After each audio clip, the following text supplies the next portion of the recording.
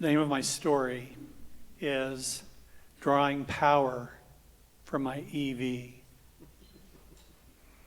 I was driving the EV, and we were driving up the hill from Pendleton, Idaho, up the hill, and we were going to Green River.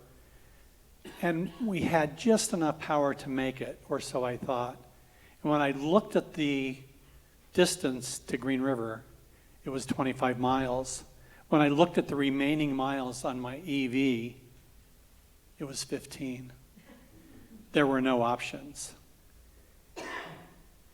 My wife and I had planned this trip in my almost a year old Kona electric vehicle for a couple of months. She wanted to drive to Manzanita, Oregon to see her sister, and we stopped along the way in places like the Colorado Monument. We went to Moab, Utah. We did wineries in Gunnison. And all this time, we had issues with charging. The beautiful car that I took, as we charged it with the high capacity charger, kept losing capacity.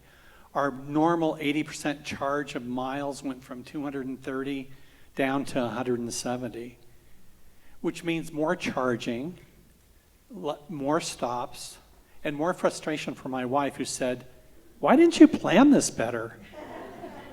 And I thought, well, I didn't, I figured I took a charger with me, our little trickle charger, that we ended up having to use in Grand Junction actually it was in Moab, because all of the chargers in Moab, all three of them, weren't connected to the internet. So staying in this beautiful bed and breakfast in Moab, plugging my trickle charger into the outlet that said, "Oh, you'll be at 100% charge in 57 hours, gave me some sense of at least we're getting some power. And knowing that we would be there at least 30 hours or 36 hours, I knew that we would have enough power to squeak to the next high-capacity charger.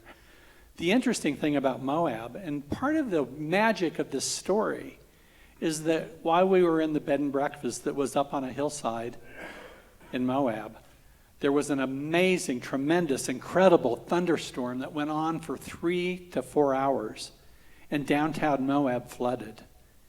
And we were up on top of the hill with some flooded streets, but safely watching the storm, eating Domino's pizza, waiting for our EV to charge.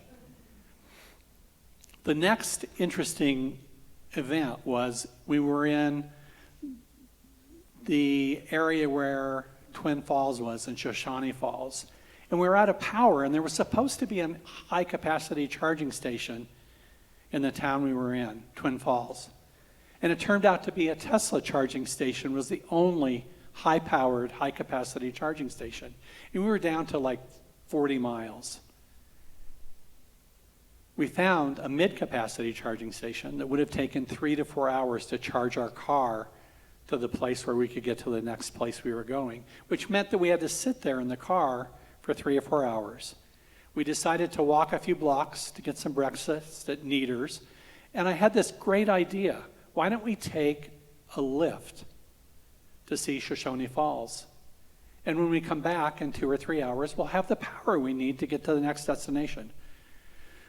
Well, Shelley was a little bit crazed about that. She said, "I can't even believe we have to do that. Why would we take a lift to do somewhere and we can't even drive our fucking car?"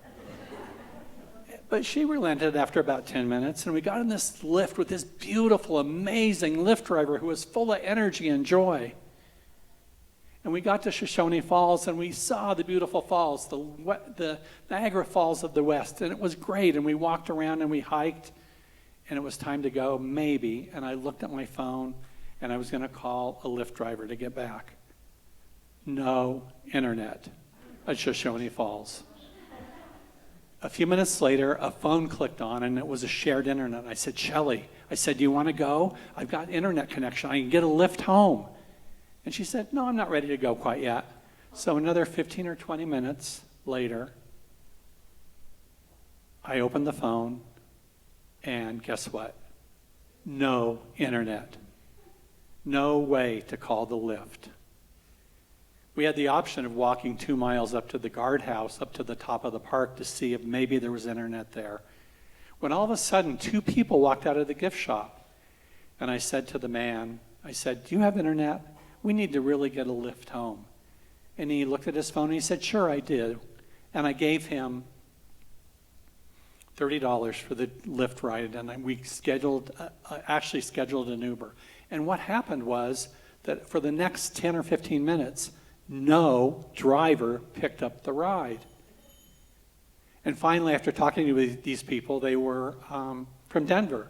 And they said, "Finally, why don't we just give you a ride back to your car? We're going that direction anyway." So we canceled the Uber. He gave me my $30 back, and we had this wonderful trip back with this couple.